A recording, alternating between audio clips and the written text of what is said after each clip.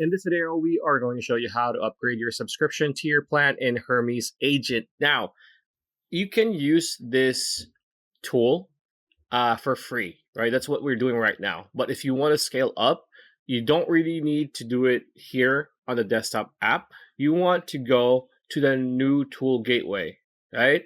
And this is going to be the link, right? So I'm zooming in on the link, right? So that is the link.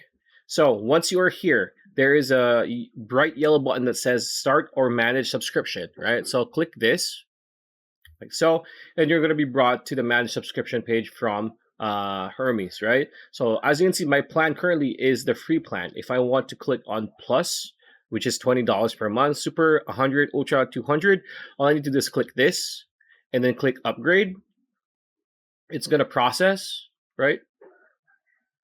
It's going to bring us to the checkout counter. And all you need to do is pay for it, and then you'll be good to go. So that is how you do it. Pretty much it. That's a video. Hope you liked it. Like, comment, share, subscribe, ring that bell icon. I'll see you on the next video.